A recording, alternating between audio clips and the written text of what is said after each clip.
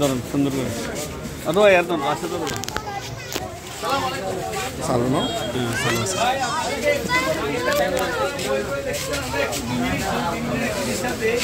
আমরা আছি জামাতের পক্ষ থেকে। হ্যাঁ, আমরা আছি জামাতের ইসলামী বাংলাদেশের পক্ষ থেকে। এই যে আপনারা বসে আছেন, খেটে খাওয়া মানুষ, এক একজন এক এক কাজ করেন। আপনাদের ইনকাম বলে হালাল, এরকম ধরে ইনকাম করেন, কারো টাকা পয়সা মারেন না, ঘুষ খান না, সরকারি টাকা মারেন না। আর আমাদের মতো যারা আছে এরকম বাংলাদেশে বিআরটিএ, ভূমি অফিস, সব জায়গায় সরকারি অফিসাররা সরকারি একটা চাকরি পাওয়ার পরেও তারা ঘুষ ছাড়া সাইন করে না, ঠিক না? তারা হারাম খায়। হারাম খাই করলো কি, দুনিয়াও শেষ, আখিরাতও শেষ। তাদের ইবাদত বন্দেগী কবুল হবে না। হারাম খেয়ে পরের সম্পদ নষ্ট করে ঘুষ খেয়ে ইবাদত করলে ইবাদত কবুল হয় না।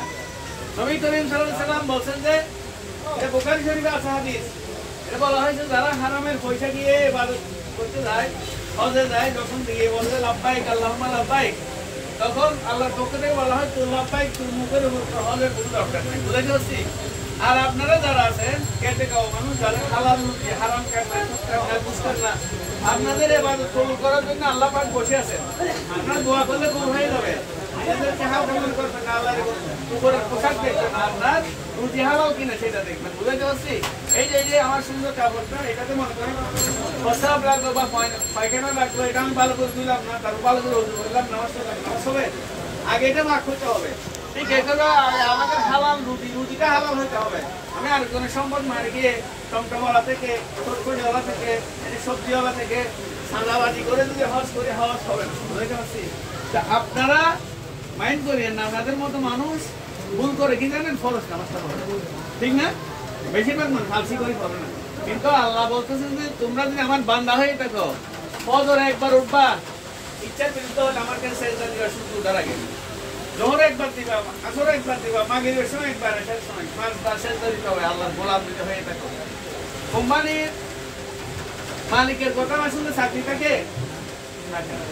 আমরা যদি আল্লাহর কথা না শুনি তাহলে হবে না। আপনারা শুধু ফরজগুলি করে দিলে হবে, সব পড়ার দরকার নাই। জোরে শুনে সাইডে করে বাইরে যান। আপনাকে সুন্নতগুলি না পড়লেও পারলে বলবেন, না পড়লে নাই। আমাদের দেশের মানুষ কি বললে সব পড়ে, না বললে একবার পড়ে না। কিন্তু আপনি ফরজগুলি পড়ে দেন, মাগরিবের সময় 3 রাকাত করেন, এশার সময় 4 রাকাত বা 3 রাকাত করে বাইরে যান, তা আপনাদের জন্য সুবিধা। এবার বলবো আমরা আছি দাঁড়িপাল্লার মাঠে থেকে কোরআনের আইনকে দেশে কায়েম করা ফরজ। শুধু জামাতের উপর ফরজ না, আপনাদের উপর ফরজ, মুসলমানদের উপর ফরজ। এই ফরজ কাজটা করার জন্য আপনারা আর কিছু করতে না পারলেও জামাতের বক্তব্য দিবেন, দাঁড়িপাল্লার বক্তব্য দিবেন, মানুষকে বুঝাবেন, মোবাইল থেকে বর্ধা করতে বলবেন, সিগারেট খাওয়ার অভ্যাস থাকলে কাছে ছেড়ে দিবেন। কারণ আমাদেরকে একবার মরতে হবে, ঠিক না? কেউ থাকবো আপনার এলাকায় 100 বছর আগে, কেউ আছে 100 বছর পরে আপনার না জীবন যারা আছে থাকবে, যাইতে তো হবেই। সুতরাং এই কয়েকদিন যদি একটা আল্লাহর কথা বলতে চলি, তাহলে আমাদের জন্য দুনিয়া